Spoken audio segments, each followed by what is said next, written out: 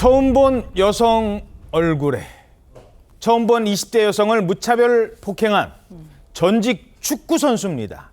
축구 선수 출신 40대 남성에게 법원이 중형을 선고했습니다. 전직 축구 선수가 여성의 머리를 일단 무슨 일이 있었던 겁니까? 네, 지난 2월 6일 새벽 5시쯤에 부산 서구에서 있었던 일이었습니다. 40대 남성이 20대 여성을 흉기로 위협해서 골목으로 끌고 갔습니다. 그리고 수십 차례에 걸쳐 주먹과 발로 폭행을 했습니다. 이 남성은 의식을 잃을 정도로 심하게 부상한 피해자를 내버려 둔 채요. 가방과 휴대전화를 빼앗아 달아났는데 이때 다행히도 근처를 지나던 시민이 피해자를 발견했고 여성이 길에 쓰러져 있다면서 경찰에 신고를 했습니다.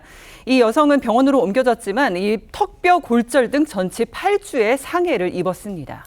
무차별 폭행을 한 뒤에 그대로 달아났습니다. 경찰도 즉시 수사에 착수했죠? 그렇습니다. 경찰에서 신고를 접한 뒤에 신속히 출동을 해서 현장을 수색했더니 현장에서 피해자의 휴대폰과 피의자 휴대폰 2개가 발견이 된 겁니다.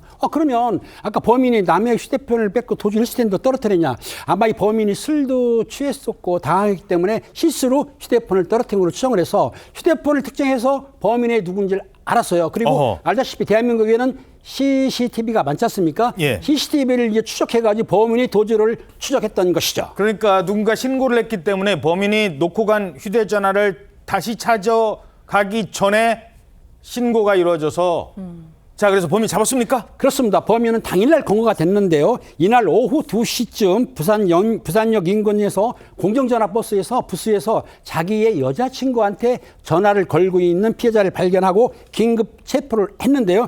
당시에 그 영상이 나올 건데요. 당시에 피해자가 도주를 했습니다. 결례로 도주하는데 도주할 때 보면 가방을 움켜쥐고 도주를 하고 있죠. 그렇지만 경찰의 발이 더 빠르죠. 형사들이 달려가서 범인을 넘어뜨리고 수갑을 채우는 동 3단봉으로 위협하면서 적절하게 수갑을 채우고 긴급 체포를 한 것인데요. 재판 뒤에 조사를 했더니 범인이 자기 범행을 모두 시인을 했다고 합니다. 충격적인 건 범인의 정체입니다. 전직 축구 선수요? 네, 맞습니다. 범인은 전직 축구선수 출신이고요. 게다가 피해 여성과는 일면식도 없는 사이였습니다. 그러니까 전직 축구선수가 처음 보는 여성을 뒤따라가서 저런 만행을 저질렀다는 건데요. 게다가 가방과 휴대전화도 들고 달아났다라고 하지 않았습니까? 결국 목적은 금품에도 있었던 것으로 봐야겠습니다. 게다가 범인은요, 당시에 술김에 범행을 저질렀다, 이런 진술까지 했습니다. 결국 축구 선수라는 그리고 발로 가격했다는 점은 재판부의 판단에도 영향을 미칩니다. 어떤 판결이 나옵니까? 재판부는 전직 축구 선수였던 피고인이 발로 상당 시간 폭행하면 어떤 일이 벌어지는지 더 잘 알았을 것이다 라면서 미필적으로나마 살인의 고의가 있었다고 볼 수 있다는 이유로 징역 25년을 선고했습니다.